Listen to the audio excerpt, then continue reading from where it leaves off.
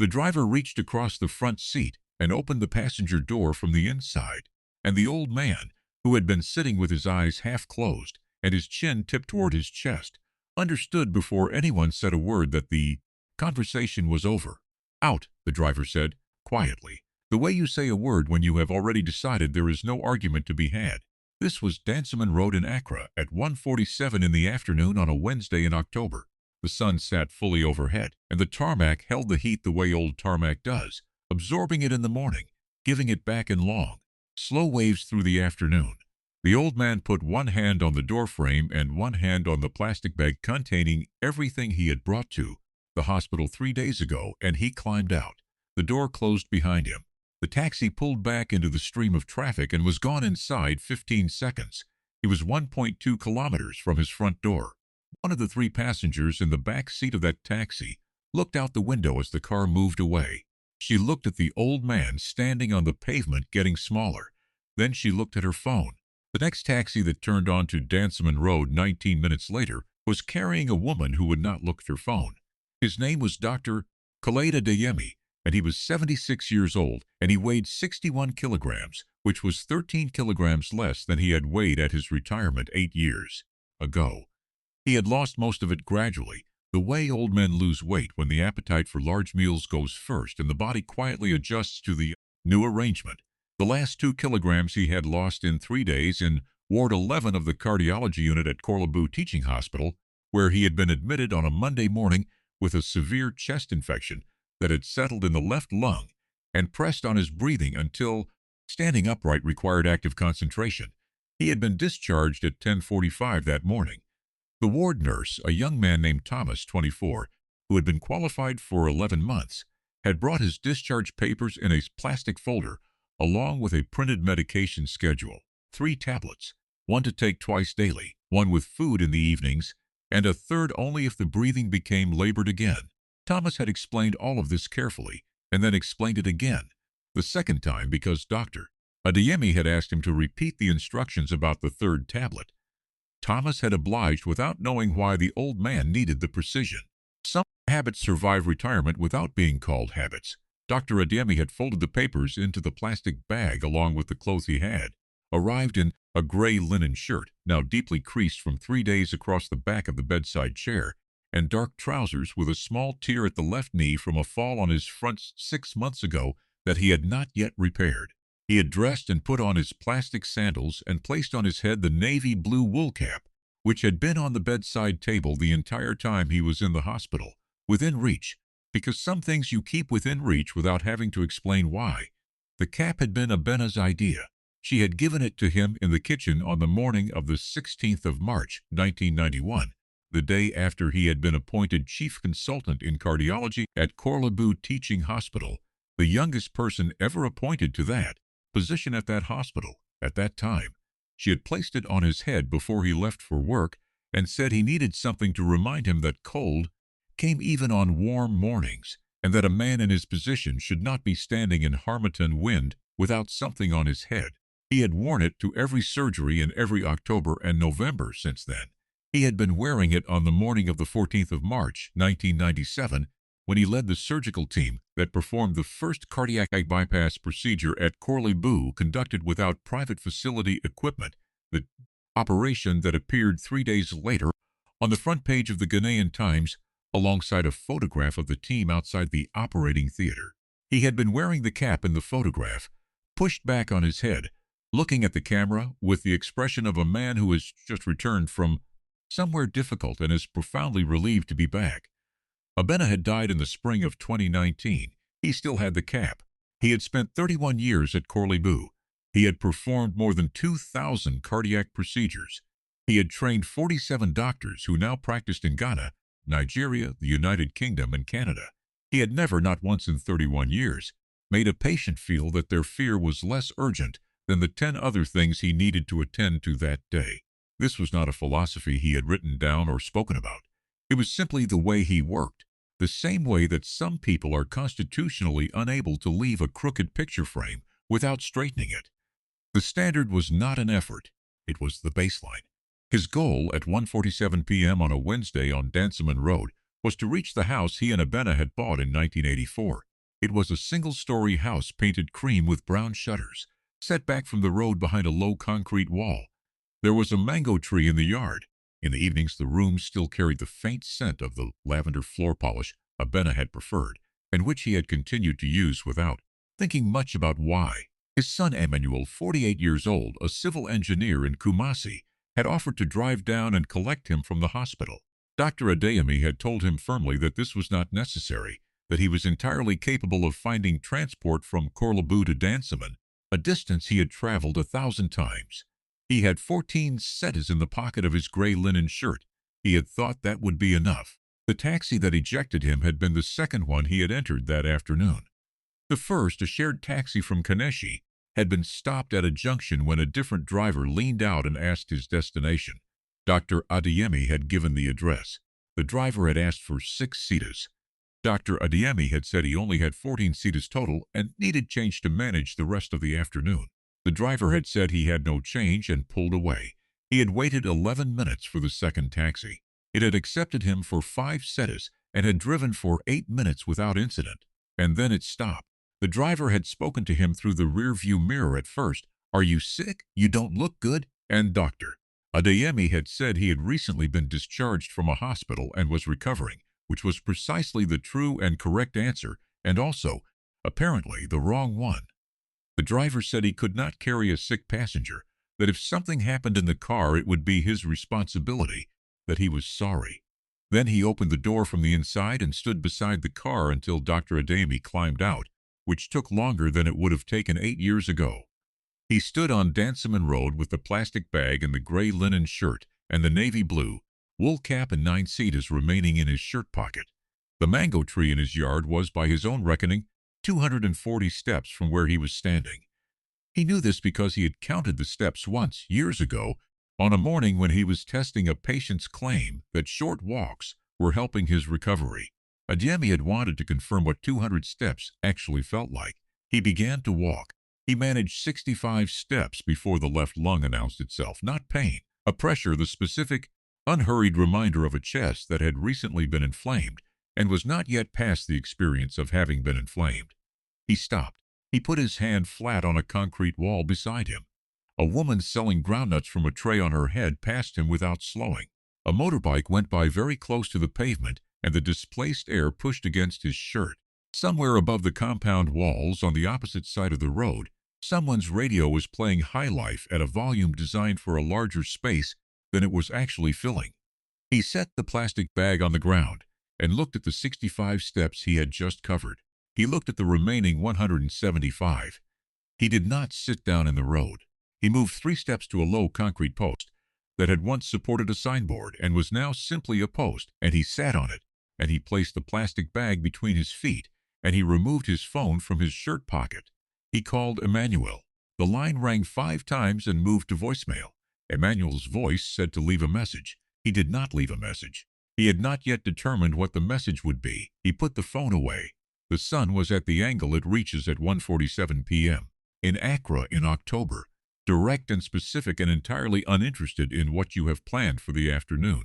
He adjusted the navy blue cap forward by 1 centimeter. He straightened his back. He had been straightening his back under difficult circumstances for long enough that it had become a form of stubbornness he was no longer conscious of. He was still sitting on the post when the taxi turned onto Dansoman Road 19 minutes later. If this story is already sitting somewhere behind your sternum the way I think it is, subscribe now, because what this woman finds in the next few minutes changes the entire direction of this afternoon. The taxi carried 1 other passenger besides Nana Asante, a man in a blue work shirt reading something on his phone, and was heading toward the junction at the far end of Dansoman Road. Nana was 38 years old and a ward sister in the internal medicine unit at Korlebu Teaching Hospital. She had been at Korlebu for 11 years. She was returning from a lunch break that had been spent entirely on a phone call with a medical supply company about a delayed delivery of IV administration sets, which was the 3rd delayed delivery from the same company in 6 weeks, and she had eaten nothing. She was looking at the time, 2:04 p.m., 20 minutes behind her intended return. When she looked up and saw the old man on the concrete post, she saw the plastic bag between his feet. She saw the posture upright, deliberate, the particular posture of someone who has decided to maintain it regardless of what the afternoon is doing. She saw the navy blue wool cap. "Stop the car," she said. The driver looked in his mirror. "Please stop. Right here." He stopped. She got out.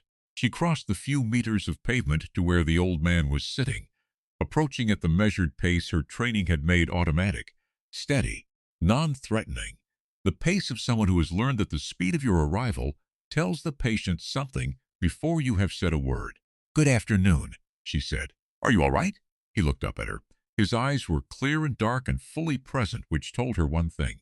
The quality of his breathing, which she was listening to without appearing to listen, told her something else. "I'm trying to reach my house," he said. His voice was even. "It's close." "How close?" "About 170 steps." She looked up the road. She looked at the plastic bag. "May I look at your documents to see if there is anything I should know?" He studied her for a moment. Then he picked up the plastic bag and held it out. She took it carefully. She opened the top and removed the documents. The Corbu Teaching Hospital discharge form was on top, printed that morning, blue letterhead, the hospital's name in full. She checked the date of admission, Monday 3 days ago. Ward 11 Cardiology Unit, diagnosis: severe lower respiratory tract infection with left basal consolidation. Then she looked at the name field at the top of the form. She read it. She read it again. Dr. Khaled Adeyemi. Date of birth, 4th November 1948. She raised her eyes from the form and looked at him. She looked at his hands, which were resting on his knees with the particular stillness of a person who has spent decades training his hands to be deliberate. She looked at the navy blue wool cap pushed forward on his head. There was a photograph in the history corridor at Corlebu Teaching Hospital, a black and white photograph in a plain wooden frame, mounted between the portrait of the hospital's second director and a group photograph from 1989. The photograph had been taken on the morning of the 14th of March, 1997, outside Operating Theater 3, immediately after the completion of a procedure that had altered what was believed to be achievable in a public hospital in Ghana. The man at the center of the photograph was 48 years old and still in his surgical scrubs. On his head was a navy blue wool cap, pushed back at an angle. He was looking directly at the camera. He had the expression of a man who has been somewhere very difficult and is deeply relieved to be standing in the open air. She had passed that photograph at least 3 times a week for 11 years. The man sitting on the concrete post on Dansoman Road was 28 years older. He was thinner. He was wearing the same cap. "Dr. Adeyemi," she said. She said the name slowly, the way you say something you have been carrying a long time and are afraid of dropping. "Dr. Khaled Adeyemi, the cardiac surgeon." He looked at her steadily. "Yes," he said. She did not speak for a moment. She thought about the history corridor. She thought about the board in the cardiology wing, where the names of the 47 physicians he had trained were printed in alphabetical order. She thought about her second year at Corlebu, when a senior colleague had told her that the technique she was learning for assessing a patient's respiratory compensation, the 2-finger positioning, the specific angle of the wrist, had been standardized at this hospital by one man who had introduced it in 1993 and whose name appeared on the wall at the end of the corridor. She thought about the taxi that had driven away. "You were discharged this morning," she said. "Yes. How did you get here?" "Taxis," he said. "2 of them." She looked down Dansoman Road in the direction the second taxi had gone. She looked back at him. "Come," she said. "I am taking you home. My car is here." He looked at the taxi idling at the curb, the driver watching through the windshield, the other passengers still reading. "I don't want to inconvenience you," he said. "Dr. Adeyemi," she said, and her voice had a quality in it that was not quite official and not quite personal and was entirely not going to be argued with. "Please, get in the car." He stood. She walked beside him, 1 step to his left, close enough to be useful without implying he needed it. He did not need it. He walked the way he had always walked, with the kind of deliberateness that people mistake for slowness, until they understand that slowness would be a compromise this man has not agreed to make. She made 3 phone calls. The first was to Emmanuel Adeyemi in Kumasi, who answered before the second ring was finished. She told him who she was and where his father was. She said he was safe. There was a long pause on the line, the particular pause of a person absorbing information that they have been braced for without knowing it. And then Emmanuel spoke, and it took him 2 tries to complete the sentence. She told him she would call again once his father was inside the house. The second call was to the duty charge nurse in Ward 11 at Corley Boo, a colleague she had known for 9 years. She asked whether the patient discharged from cardiology that morning had been arranged transport or had signed a waiver declining it. There was a pause, the sound of a file being opened. The charge nurse said the patient had declined arranged transport. She said this in the voice of someone who already knows the wrong part of what they are saying. The third call was to the administrative director of Corley Boo Teaching Hospital. Nana spoke for 6 minutes. She described the discharge, the transport decline, the condition of the patient, and the 2 taxis. She gave the director the information about the second driver methodically, without editorializing. The director asked 2 questions and then said he would be in touch with the relevant authorities by end of business. The house on Danceman Road was exactly as he had left it on Monday morning. The crack in the front step from the fall 6 months ago, the potted fern on the porch, which had lost 3 of its fronds and gained 2 new ones, the mango tree in the yard standing the way it had been standing since before the house. Nana walked with him to the door and waited while he found the key in the plastic bag at the bottom beneath the medication instructions and let himself in. She stepped inside far enough to see that the front room was neat and cool, with a reading lamp and a low table bearing a stack of cardiology journals several issues deep. She asked about food. He said there was soup in the freezer from last Thursday. She found it and put it on the stove and remained until it was fully heated and ladled into, a bowl on the kitchen table with a spoon beside it. She told him she would send someone to check on him in the morning. He said it was not necessary. She said it was going to happen regardless. He said nothing for a moment. "Which unit are you in?" he asked. She told him. "Internal medicine, Ward 9. 11 years?" 11 years, he nodded. The slow, unhurried nod of a man who is filing something away where he keeps things he intends to. "Remember." "Good unit," he said. She left at 3:22 p.m. The driver who had stopped on Danceman Road and opened the door from the inside was named Kwame Boateng, 31, and he had held a private taxi operating license in Greater Accra for 4 years. A formal complaint was filed with the Accra Metropolitan Transport Authority 8 days after the incident. It arrived signed by the administrative director of Corley Boo Teaching Hospital and co-signed by the Ghana Medical Association's Greater Accra regional chair. The authority opened an investigation that morning and suspended Kwame Boateng's operating license that same afternoon pending findings. The investigation concluded 26 days later. As a direct outcome of its findings, the AMTA issued a new mandatory code of conduct for the handling of elderly and medically vulnerable passengers, applicable to all 700 licensed taxi operators in Greater Accra. The code required completion of a 2-hour training module before any license renewal. It also required operators to display, on the back of the front passenger headrest, a card listing the passenger rights of elderly and medically vulnerable travelers. The first training session was held at the authority's offices on Liberia Road on the 9th of the following month. The portrait of Dr. Claudia Adeyemi was moved. For 11 years it had hung in the history corridor at Corley Boo Teaching Hospital, between the second director's portrait and a group photograph from 1989. The hospital's board voted unanimously to commission an oil painting, 60 by 80 centimeters, by a Ghanaian portrait artist who asked for 3 weeks and delivered it in 11 days, and to mount it at the entrance to the cardiology wing, at eye level, where patients and their families would pass it entering and leaving. Below it, a brass plaque was installed that read, Dr. Claude Adeyemi, Chief Consultant in Cardiology, 1991-2016, 31 years of service, 2,000 cardiac procedures, 47 physicians trained. First cardiac bypass at Corley Boo Teaching Hospital. The 14th of March, 1997. Emmanuel drove down from Kumasi on the Saturday. He stayed for 9 days. On the second morning, he filled the crack in the front step with cement and smoothed it with a block of wood and let it cure in the sun. His father sat in the porch chair and watched. He offered no instructions. He was simply there, the way he had been simply there at more bedsides than he could have counted. And the company was the thing, not the words. The man who opened that car door did not know he was asking to be left alone, a man who had reached inside other people's chests and held their hearts in his hands and given them back repaired.